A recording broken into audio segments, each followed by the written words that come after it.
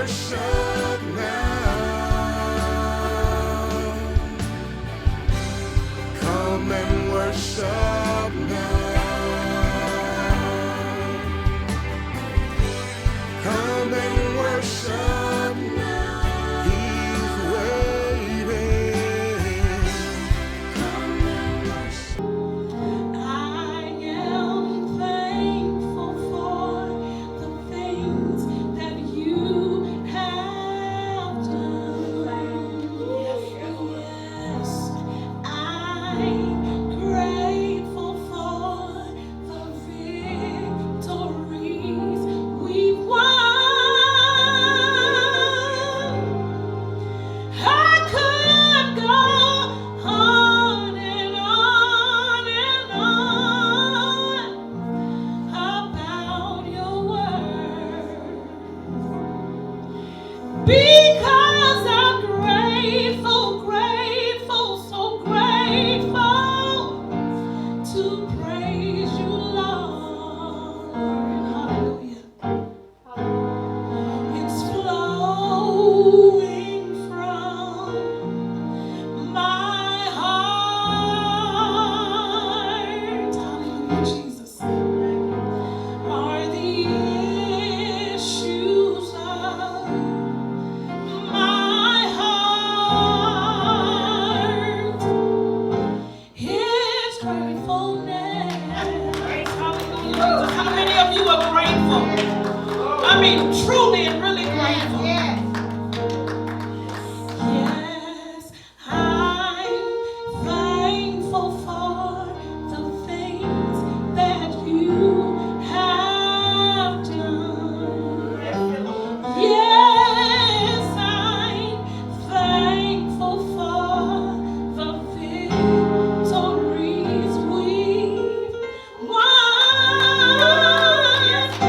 I could go on and on and on about your word, because I'm grateful, grateful, so grateful to praise you, Lord.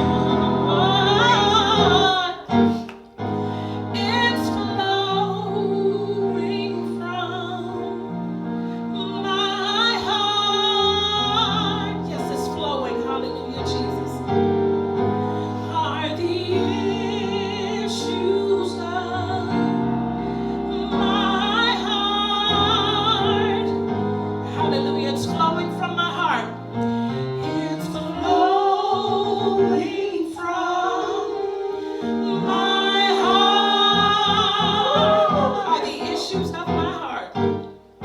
Are the issues of my heart.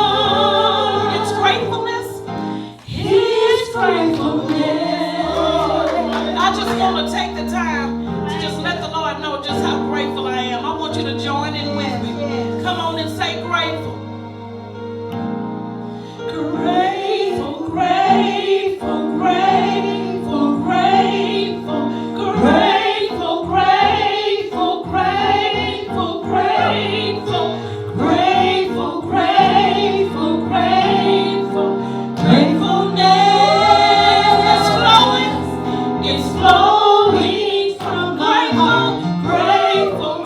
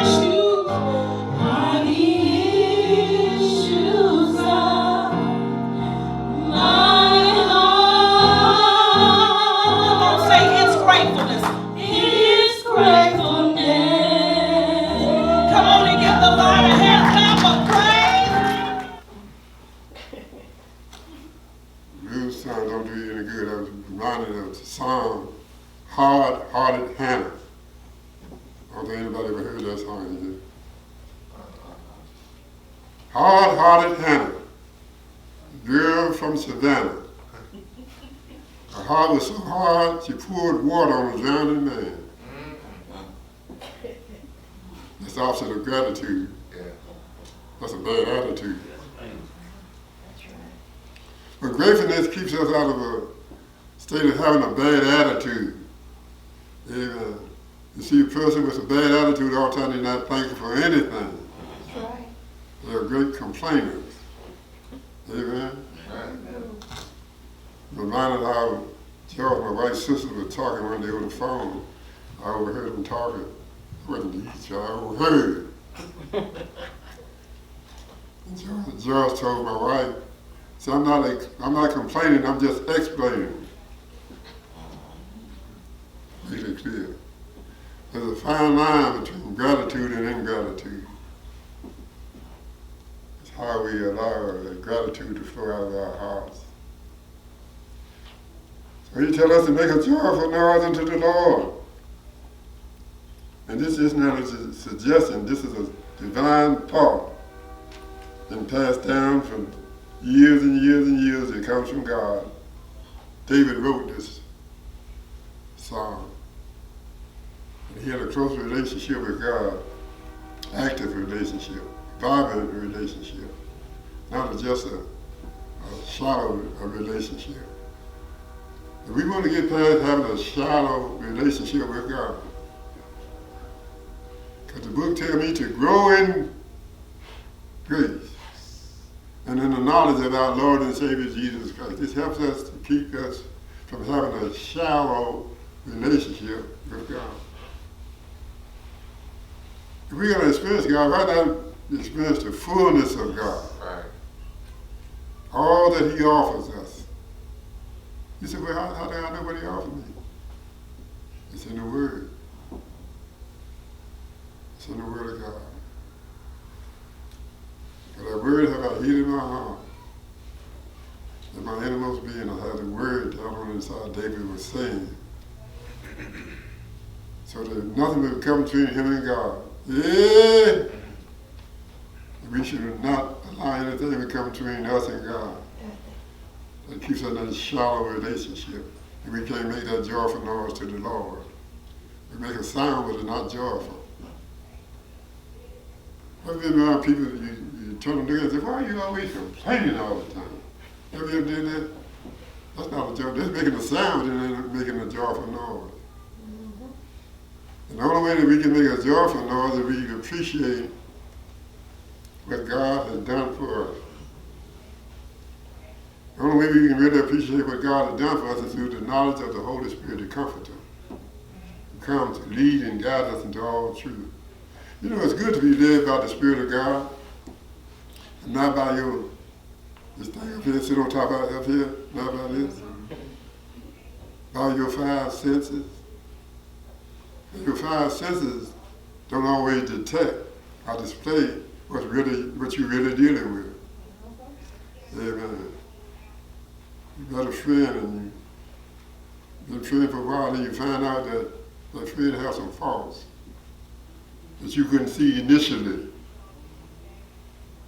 because you were using your five senses. But if you've been led by the Spirit of God, revelation knowledge of God will give you the truth of the makeup of the character that you're dealing with, the kind of character in that person that you're dealing with.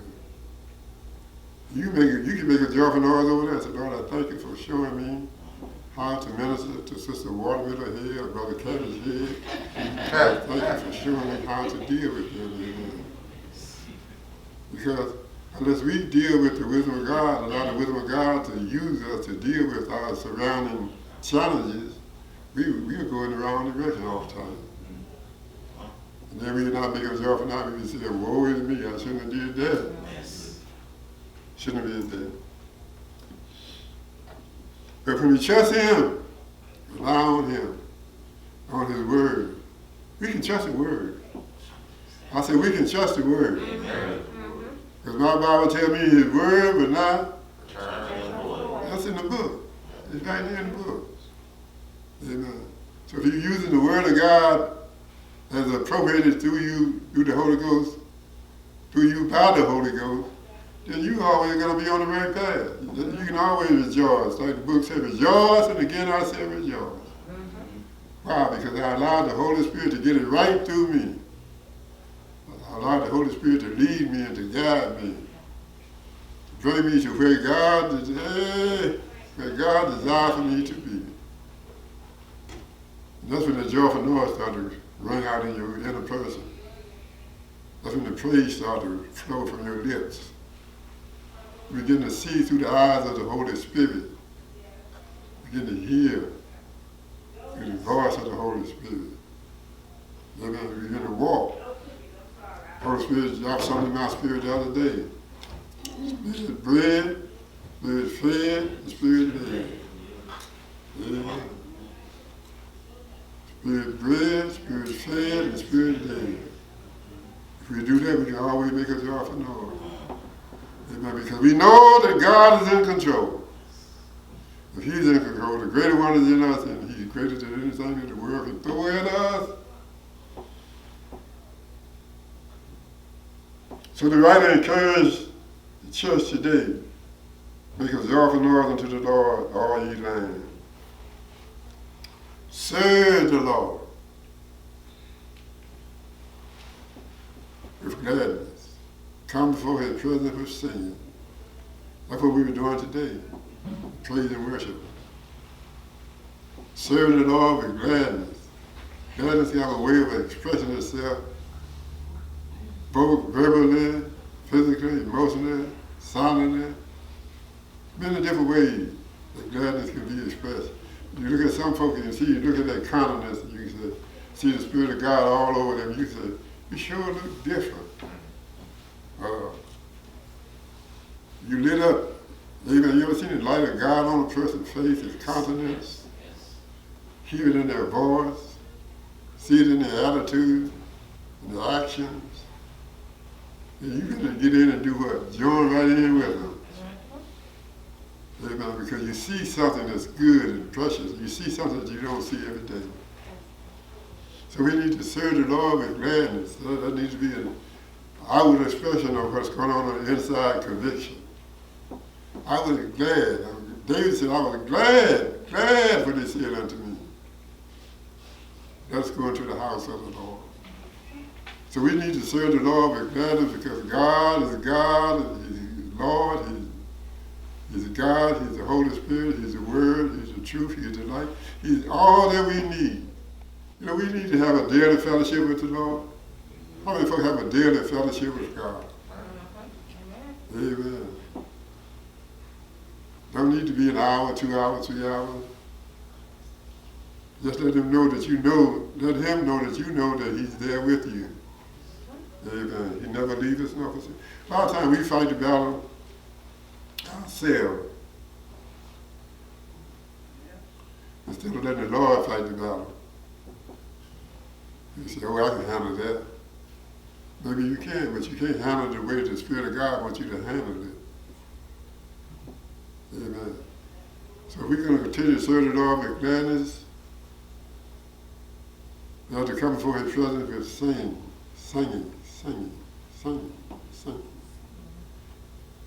Make a joyful noise unto the Lord, all ye lands. Serve the Lord with gladness. Come before His presence. There's a way that you need to learn how to approach God.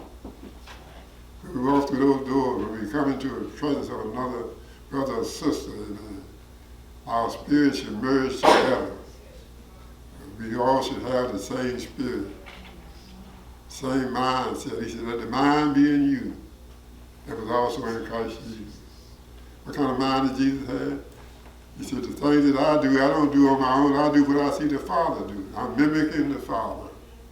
We need to mimic Jesus. Serve the Lord with gladness, not with sadness, not with complaining. Saints don't have any business complaining. They don't. Saints of God don't have any business complaining because of what the Word says. Be of good cheer. Jesus said, be of good cheer, I have overcome the world. If any man is in Him, He said he's in a new He's a new creature, a new creation.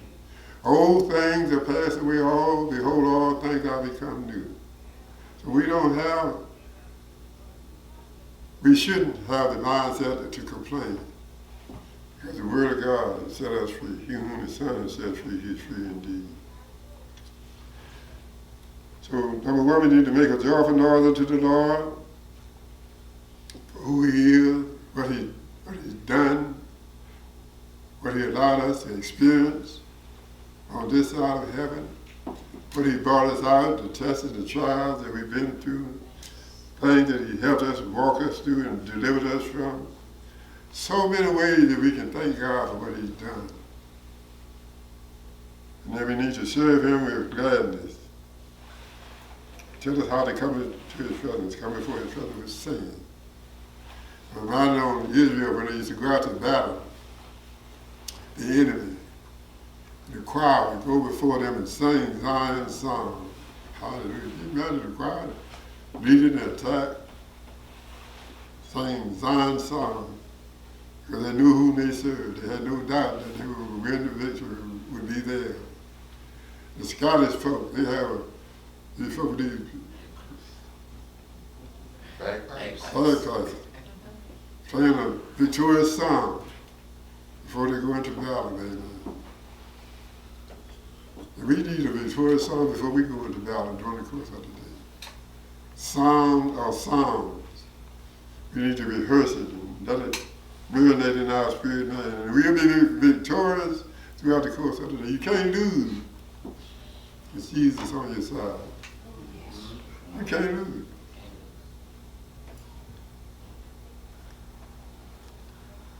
Know ye that the Lord, he is God. Amen. That need to be past our head knowledge, but it need to be a heart knowledge. Know ye that the Lord, he is God. It is he that has made us, and not we ourselves. We didn't make ourselves. If we made ourselves, we would probably want to go back and remake ourselves. Amen. But we were formed in our mother's womb. And the husband and wife came together in mutual unity, and they had relationships. And the male did his part, and the female did her part, and God did the rest. All right. That's as far as they could go. Planted the seed. But God did the rest. He did the forming of us in our mother's womb. Our personalities, our character, our height, our weight, all were being programmed into us when we was in our mother's womb. Hallelujah. We don't know how all that transpired. The farmer goes out and plants a kernel of corn into the ground. He don't see the process. He don't understand. He don't see the process of how the germination is taking place. He knew he put a grain of corn in the ground and he got a whole stalk with 4 or 5 years on it. Hey! You know, I said you're looking for 4 or 5 quints. How many 5 children? For the crunts, trins, triplets, quad, quits, 5. Is that right? Quite. 5. Let's be fruitful. But we don't see the process. God is in the mix, and God is working inside that mother's womb to form this individual, amen, to bring him to maturity where he can be deposited outside and start a life outside of the womb. But God is involved in that life, that formation of that life, that child's life, boy, girl, whatever it be. He determines his sex.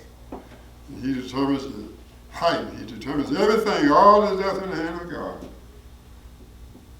He has made us. And just like he made us in the natural, he wanted to make us in the spirit man. The spirit man needs to be born,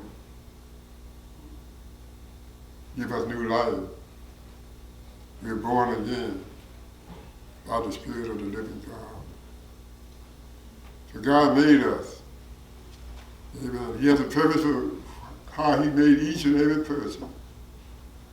He has a purpose. He doesn't throw something together, but he has a purpose for every person. make up his character. Isn't he a wise God? Amen. He's a thoughtful God. How can we not want to thank a God like that? That has every detail in mind. He didn't omit anything.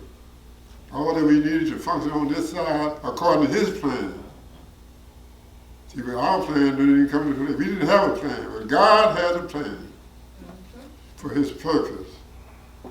Amen. That's why he made us the way we are. Amen. Then he called us back into himself, called us back to himself through the grace of God. And we strayed from him to the taking of the nature of Adam. So God, he had made us, and not we ourselves. We belong to God now. Even those of us that confess Jesus Christ as Lord and Savior, we belong to God. Because we've been redeemed with a price. We've been brought back to God. And therefore we have the right now to go in and call him our Father. Jesus told the disciples, when you pray, say, our Father. Acknowledge God as your Father, which art in heaven, hallowed be thy name. Give him what due, praise and due his name. He made it not we ourselves, we are his people. Amen. And not only are we his people, we are his sons and daughters now. We are sons of God. We have been adopted into the family of God. Amen. By the new birth. Before we were estranged from God because of Adam's disobedience, allowing himself to go against the word of God and cause sin to enter into the world. That's how sin got into the world. Wherefore, by one man, sin entered into the world, and death by sin. So death passed upon all men, for all men had that nature. That dying nature they were born with. But we've been redeemed from the curse of the Lord. Hallelujah. And brought back into the right relationship with God. We are his people now. Somebody say, I belong to God. I belong to God. Say it like you mean it. I belong to God. I belong to God. Amen. I'm not my own person any longer. Can't nobody tell me what to do. Amen. Amen. Like wisdom, let us do what? Let us ask of God. We are his people and the sheep of his pasture. We have all that before us. All that the pastor has in store for the sheep to function and to live off of is in that pasture. Amen. Next verse. So he bringing us to the thought that really pleases God. Bringing us to the thought, the evidence that really pleases God. He tells us what to do here. He tells us to enter into his gates with thanksgiving. We approach the Thanksgiving Day now. Amen.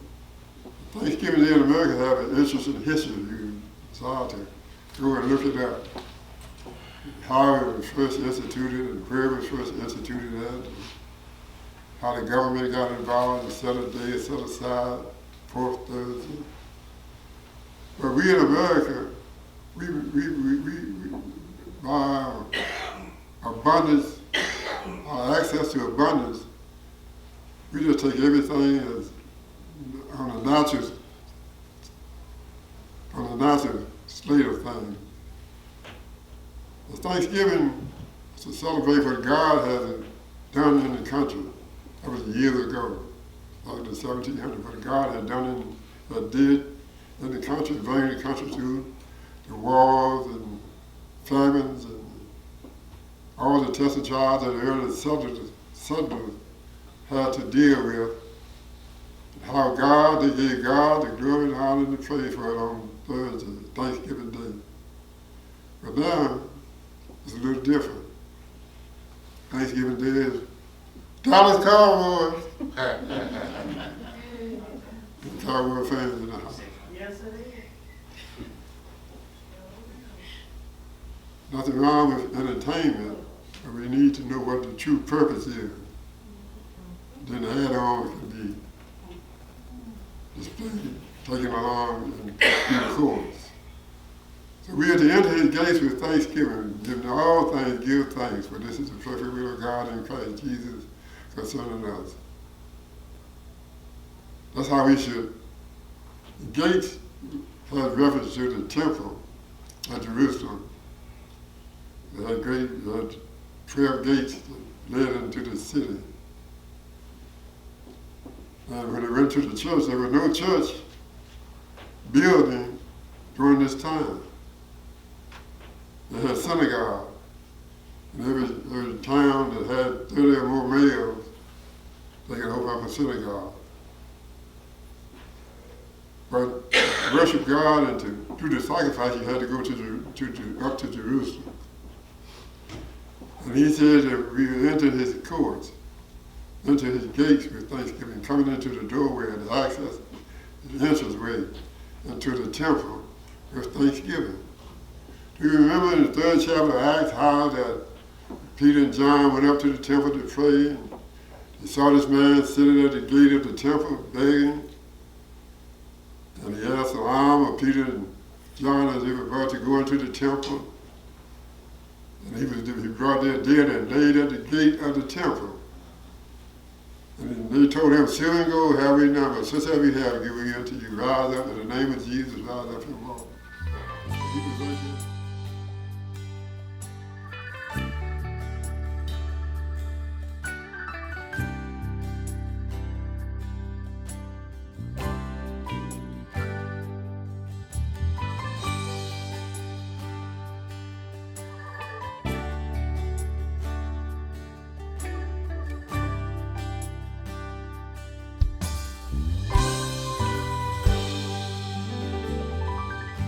The power, the glory, everything moves because of you.